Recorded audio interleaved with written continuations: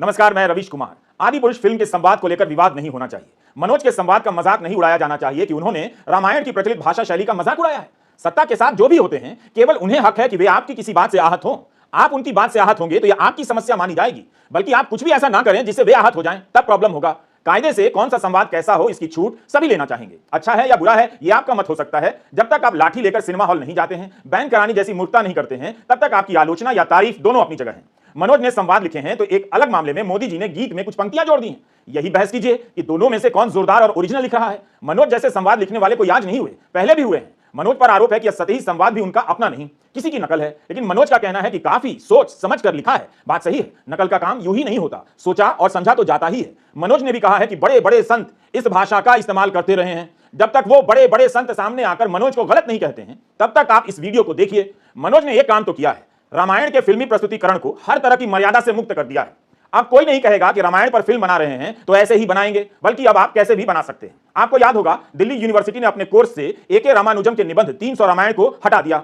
मनोज के संवाद के बाद अब दिल्ली यूनिवर्सिटी को फिर से वो कोर्स वापस लेना चाहिए, या मनोज की फिल्म को कोर्स में रख लेना चाहिए, ताकि पतन भी हो तो लगे कि शान से हम पतनशील हैं। 300 रामायण की जगह मनोज की एक रामायण से ही छात्र ज्ञानी हो जाएंगे, और ऐसे ज्ञानी छात्रों को मनोज की उपाधि दी जाए। बहरहाल सत्ता मनोज के साथ है। इस फिल्म में कई मुख्यमंत्रियों का विशेष धन्यवाद किया गया है। इस टाइप के संवाद लिखने का इससे अच्छा मौका हो ही नहीं सकता था। मनोज ने वो कर दिखाया है जिसे खुद बीजेपी के ये मुख्यमंत्री नहीं कर सकते थे। धर्म की राजनीति अंत में अधर्म ही पैदा करती है। गजब का दौर है, पता नहीं कब कौन नेता भाषण पढ़ने लग जाए। मणिपुर तेरे बाप का, गांव जला तेरे बाप का, घर जला तेरे बाप का, तो हमारे बाप का क्या। इन्हीं सब विचित्रताओं पर हम आज के वीडियो में बात करेंगे। लेखक मनोज के संवाद पर नहीं, गीतकार प्रधानमंत्री मोदी पर भी बात करेंगे।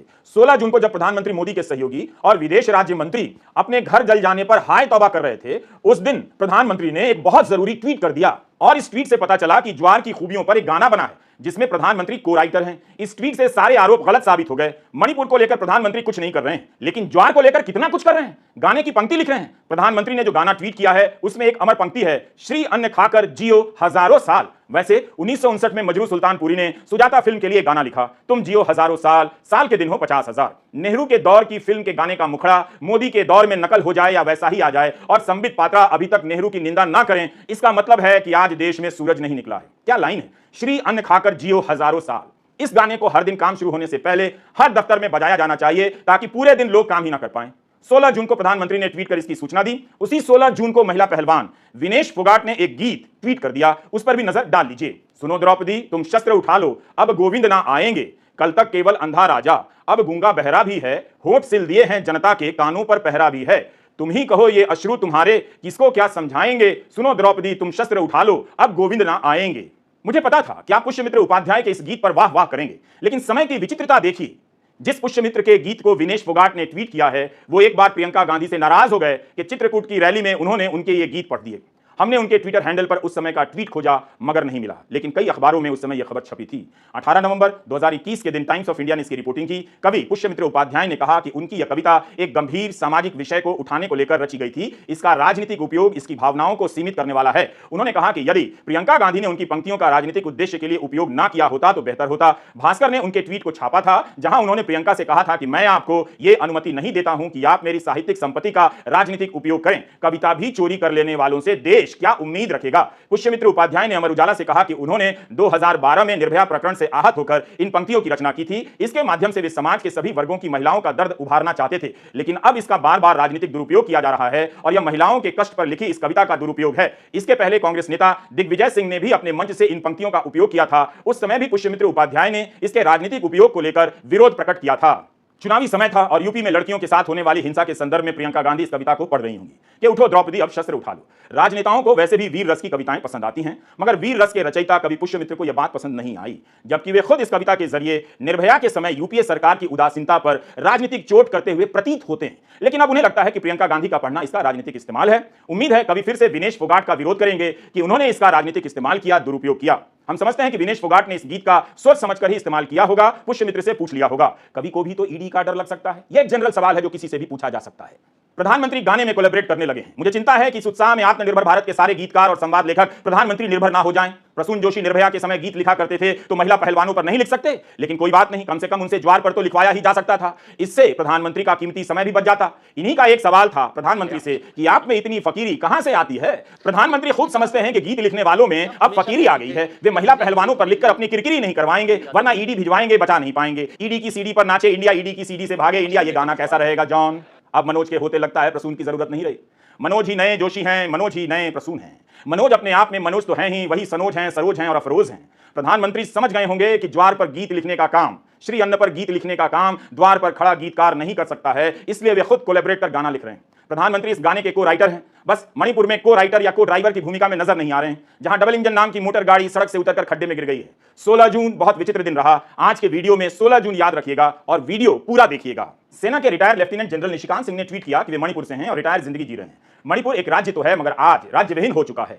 यहां कभी भी किसी की संपत्ति और जीवन नष्ट की जा सकती है, जैसे लीबिया, लेबनान, नाइजीरिया और सीरिया वगैरह में हो जाती है। ऐसा लगता है कि मणिपुर को उसके हाल पर छोड़ दिया गया है। क्या कोई सुन रहा है? इसके साथ इन्होंने 1999 का एक स्टैंप भी साझा कर दिया कि युद्ध की सीमा होती है। जो हाल आदि पुरुष के दर्शकों का हुआ है, जो आहत होने के नाम पर दूसरों को खदेड़ा करते थे, अब खुद आहत हो रहे हैं मगर खुद को खदेड़ नहीं पा रहे हैं। वही हाल लेफ्टिनेंट जनरल साहब का लगता है। उनके ट्वीट से लग रहा है कि वे राज्य को पुकार रहे हैं, प्रधानमंत्री की चुप्पी की बात कर रहे हैं। लेकिन जब इनका पहले का ट्वीट देखा गया तो लेफ्टिनेंट जनरल साहब भयंकर मोदी समर्थक निकले। हर बात में मोदी है तो मुमकिन है कहने वाले सेना के रिटायर्ड लेफ्टिनेंट जनरल को लगता है कि मणिपुर सीरिया हो गया है। इससे तो लाख गुना बेटर पोजीशन में आदि पुरुष के मनोज हैं। Retired lieutenant general Nishikant Singh के पुराने ट्वीट से जो मोदी संगीत निकल रहा है, वो मोदी के लिखे गीत और मनोज के संवाद से कहीं ज्यादा प्रभावशाली है। लेफ्टिनेंट जनरल निशिकांत सिंह पिछले साल 29 जुलाई को प्रधानमंत्री की पेंटिंग ट्वीट करते हुए लिखते हैं कि मोदी है तो मुमकिन है, #ग्रोथ विद गिफ्ट। ये भी पिछले साल का ही है, 10 अक्टूबर 2022 का। लिखते हैं मोदी पर है विश्वास, कर रहे हैं देश का विकास। 29 जुलाई 2022 को ट्वीट करते हैं मोदी नंबर 1, #विकसित सौराष्ट्र। एक और है गुजरात रिजेक्ट्स गप्पी और पप्पू, मोदी नंबर 1। मोदी दुनिया के बड़े नेताओं की सूची में टॉप। पिछले साल 16 मई को लेफ्टिनेंट जनरल राज्यसभा सांसद जवाहर सरकार के एक ट्वीट पर उनसे भिड़ गए थे। रिटायर्ड लेफ्टिनेंट जनरल साहब का ट्वीट देखकर हाउसिंग सोसाइटी के रिटायर्ड अंकिलों की याद आ गई। अंकिलों की, जिनकी दुनिया में मोदी ही सब कुछ हैं, मोदी के बाद कुछ नहीं। लेकिन मोदी मोदी का नारा लगाने वाले लेफ्टिनेंट जनरल साहब को मोदी मोदी पुकारना पड़ रहा है। मोदी की सरकार वाले देश के एक राज्य की तुलना वे नाइजीरिया और सीरिया से करने लग गए हैं। यह वाकई दुखद है। मोदी के एक भक्त अफसर का इस तरह के संगीन आरोप लगाना दुर्भाग्यपूर्ण है। अभी 7 जून को उन्होंने ही ट्वीट किया, इस 7 जून को, हिंसा के 1 महीने बाद, कि हमारे माननीय प्रधानमंत्री अमेरिकी कांग्रेस में दूसरी बार हिस्सा लेने वाले पहले प्रधानमंत्री होंगे, हमें गर्व है। जैसा कि हमने कहा, इस वीडियो में आप कई तरह की विचित्रताएं देखेंगे, तो आप देखिए उसी 16 जून की रात मणिपुर की बीजेपी अध्यक्ष शारदा देवी के घर पर हमला हो गया। सेना ने उनका घर बचा लिया। एक अन्य जगह पर बीजेपी के कार्यालय को भीड़ ने घेर लिया, उसे भी बचा लिया गया। इसके पहले विदेश राज्य मंत्री और बीजेपी के सांसद के घर को जला दिया गया। आप कहेंगे कि बीजेपी के अध्यक्ष जेपी नड्डा को तो राज्य में बीजेपी के नेताओं के घर जाना ही चाहिए। यह मुखौटा देखिए, नड्डा जी का है। त्रिपुरा में उनकी सभा में लोग उनका मुखौटा पहनकर आए हैं, यानी मंच से नड्डा जी होंगे और सामने बैठे लोग भी उनका ही मुखौटा पहनकर नड्डा जी बन जाएंगे। नड्डा जी को कहेंगे और नड्डा जी को सुनेंगे। कभी मोदी का मुखौटा लोग पहना करते थे, आज मोदी के रहते नड्डा जी की लोकप्रियता त्रिपुरा में इतनी बढ़ गई है कि लोग नड्डा जी का मुखौटा पहनने लगे हैं। तब यह पूछा जा सकता है कि 16 जून की रात नड्डा जी अगरतला पहुंच गए, पास के मणिपुर क्यों नहीं गए? यह तस्वीर 17 जून की है। यहां मोदी सरकार के 9 साल होने पर रैली हुई है। मतलब बीजेपी के नेताओं के घर जल रहे हैं और वहीं पड़ोस में नड्डा जी 9 साल होने पर रैली कर रहे हैं। पता चलता है कि बीजेपी मणिपुर से ज्यादा रैली को कितना महत्व देती है। मैं एक ही बात कहना चाहता हूं कि ये जो 9 साल प्रधानमंत्री मोदी जी के नेतृत्व में जो हम सब लोगों ने देखा है, उसमें हमने पाया है कि इन 9 सालों में भारत की तस्वीर और तकदीर को मोदी जी के नेतृत्व में बदल डाला है। इसको मैं गौरव के साथ कहता हूं। घर जल जाए मगर रैली न जाए, यह समय विचित्र तो है और यही आप इस वीडियो में देखेंगे। इस रैली में प्रधानमंत्री की पूर्वोत्तर की नीतियों की तारीफ तो हुई होगी, मगर मणिपुर में उन नीतियों का क्या हुआ, क्या इसका भी जिक्र हुआ होगा? आप गेस कर लीजिए या सुन लीजिए। 2014 से पहले लगता था कि भारत में योग का प्रसार रामदेव के कारण हुआ है, लेकिन अब रामदेव अपनी कंपनी के अन्य उत्पादों के प्रचार प्रसार में ज्यादा नजर आते हैं और प्रधानमंत्री मोदी योग के प्रचार प्रसार में रामदेव से भी ज्यादा नजर आते हैं। गीत लिखने के साथ साथ एक प्रधानमंत्री अपना एनिमेशन भी रीट्वीट करते हैं। एनिमेशन में कोई योगी नहीं है, योगा गुरु नहीं है, वो काम भी प्रधानमंत्री कर रहे हैं। इतना काम करेंगे असलियत में भी और एनिमेशन में भी, तो मणिपुर जाने के लिए कहां से टाइम निकालेंगे? वैसे भी अब अमेरिका जाने का टाइम आ गया है। तो 10 पार्टियां, Congress, Janata Dal United, CPI, CPM, Trinamool Congress, Aam Aadmi Party, All India Forward Bloc, NCP, Shiv Sena UBT और रेवोल्यूशनरी सोशलिस्ट पार्टी आरएसपी, ये 10 पार्टियां ने 10 तारीख को प्रधानमंत्री को लिखित में एक खत भेजा था कि हम आपसे मिलना चाहते हैं। आज भी वो इंतजार कर रहे हैं और हमारी आशा है और ये लोग सब उम्मीद कर रहे हैं कि प्रधानमंत्री 20 तारीख को अपनी विदेश यात्रा में जाएंगे, पर उसके पहले उनको कुछ समय मिलेगा इन 10 पार्टियों से मिलने का। ये यहाँ 2-4 दिन से रुके हुए हैं और 20 तारीख तक यही रहेंगे। मैं नहीं जानता कि आप दर्शकों के मन में योग के इस सरकारी प्रचार वीडियो में प्रधानमंत्री को एनिमेशन रूप में देखकर क्या क्या बातें उठ रही हैं, लेकिन निश्चित रूप से इसके जरिए प्रधानमंत्री ने खुद को एक नए कैरेक्टर में ढाल तो दिया है। यह एनिमेशन बाल नरेंद्र नामक उस पुस्तिका के उस प्रसंग का विस्तार है जिसमें बालक नरेंद्र मगरमच्छ के बच्चे उठाकर घर ले आए। क्या इस वीडियो में उनका ही एनिमेशन होना जरूरी था? क्या एनिमेशन इसलिए चुना गया कि योग के प्रचारक खुद तो मुश्किल आसन नहीं कर पाते हैं, उनके कई आसनों को लेकर अतीत में सवाल उठे हैं, तो इसका समाधान इस एनिमेशन से निकाला गया होगा। अब आप प्रधानमंत्री के एनिमेशन को योग करते हुए देखेंगे तो यही लगेगा कि सारे आसन वे कितनी सहजता से कर ले जा रहे हैं। योग का सरकारी चेहरा भी योग का कोई गुरु नहीं, प्रधानमंत्री ही हैं। अगर योग करते हुए प्रधानमंत्री का एनिमेशन बन सकता है तो मणिपुर को लेकर ही इस तरह का वीडियो बन जाए जिसमें देश देखता रहे कि प्रधानमंत्री का एनिमेशन मणिपुर का दौरा कर रहा है, शांति की अपील कर रहा है और शांति कायम हो गई है। असली प्रधानमंत्री अमेरिका में और एनिमेशन वाले प्रधानमंत्री मणिपुर में। वैसे इस एनिमेशन में आप प्रधानमंत्री के फिटनेस पर गौर कीजिए। उम्र में वे राहुल गांधी से काफी बड़े हैं, मगर एनिमेशन में वे राहुल गांधी की तरफ फिट नजर आ रहे हैं। राहुल की फिटनेस उन्होंने हर ली है। आप इसके जरिए चिर युवा प्रधानमंत्री का सुख प्राप्त कर सकते हैं। योग भी कर लीजिएगा। वैसे ये सारे वीडियो आपकी सेहत के लिए हैं और बहुत काम के हैं।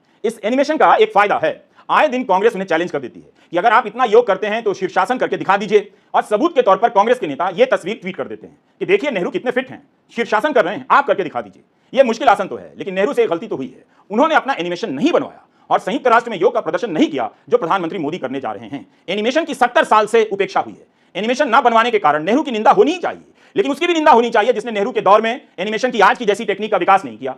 इस तरह आप इस वीडियो में दो प्रधानमंत्री देखते हैं, एक असली प्रधानमंत्री और एक एनिमेटेड प्रधानमंत्री। अब चूंकि सभी को यह बात मालूम है कि प्रधानमंत्री योग का प्रचार प्रसार करते हैं, जाहिर सी बात है विपक्ष भी अपने आरोपों में उनकी चुप्पी को मौन आसन का नाम देगा। यही नहीं, टेलीग्राफ अखबार का यह पहला पन्ना देखिए जो 17 जून का है। लिखा है मौनपुर आसन, मणिपुर का नाम मौनपुर है और इसके जरिए प्रधानमंत्री की चुप्पी पर तंज किया गया है कि मणिपुर पर प्रधानमंत्री कब बोलेंगे। बिल्कुल योग करना चाहिए, इसकी अपनी बहुत सारी खूबियां हैं। यहां बात इसलिए हो रही है कि राजनीतिक समस्याओं को छोड़कर अगर आप योग, गेहूं, ज्वार के खुद ही प्रचारक बन जाएंगे तो बाकी समस्याओं का क्या होगा?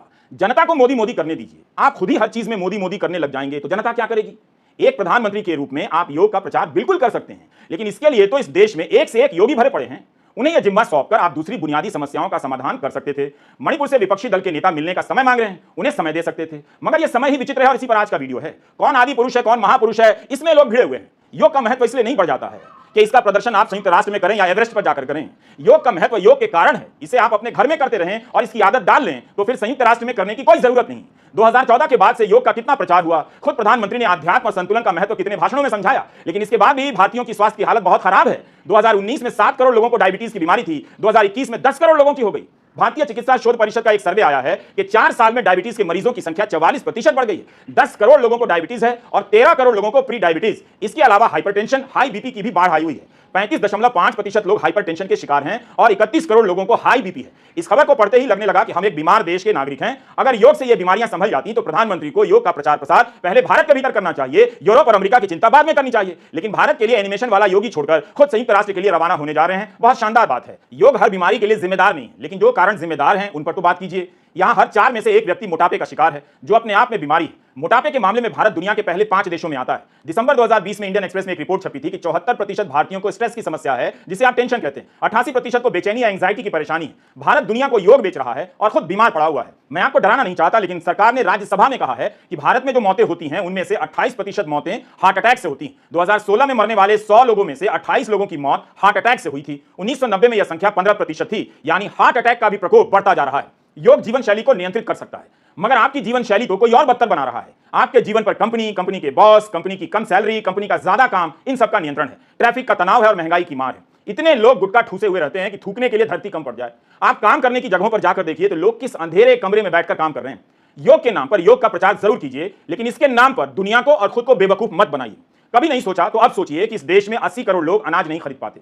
अगर मुफ्त अनाज नहीं मिलता तो उन लोगों का क्या होता? आप ही बताइए। इस वक्त हमारी प्राथमिकता क्या होनी चाहिए? प्रधानमंत्री को कौन सा काम करना चाहिए और रामदेव को कौन सा काम? अगर प्रधानमंत्री रामदेव का काम कर रहे हैं तो रामदेव को भी प्रधानमंत्री का काम करने दीजिए। मेरा बस यही कहना है कि योग दिवस के दिन यह भी याद रखिए कि भारत एक बीमार देश है। यहां इलाज कराने में लोगों के घर बिक जाते हैं। भारत के आधे मरीज इलाज का खर्चा अपनी जेब से दे रहे हैं, यानी बीमा के कवर के बाद भी लोग बर्बाद हो रहे हैं। इसलिए हमने कहा कि यह समय विचित्र है। असली प्रधानमंत्री से पूछिए आप कहां हैं, तो वे अपना एनिमेशन वाला प्रधानमंत्री रीट्वीट कर देते हैं, योग कीजिए हम यहां हैं। लोग मनोज की आलोचना कर रहे हैं, लेकिन अब मोदी नहीं, मनोज ही इस देश को बचा सकता है। देश को घटिया संवाद की बहुत जरूरत है। जैसे खेत तेरे बाप का, खेत में खाद तेरे बाप का, खेत में पानी तेरे बाप का, खेत में जनरेटर तेरे बाप का, खेत के जनरेटर में डीजल तेरे बाप का, खेत का चावल तेरे बाप का, तो कैंसर तेरे बाप को। लोग ताली बजाएंगे। भूल जाएंगे कि 2020 में एक अध्ययन आया है कि भारत में कैंसर के रोगियों की संख्या 2025 में 30 करोड़ होने जा रही है। हम सभी ने अपने सोचने समझने की शक्ति को इस स्तर पर लाने में 9 साल की मेहनत की है। इसका जश्न मनाइए। महापुरुष को ही आदि पुरुष और आदि पुरुष को ही महापुरुष घोषित कर दीजिए, बाकी पुरुष को चलता कर दीजिए। नमस्कार, मैं रवीश कुमार।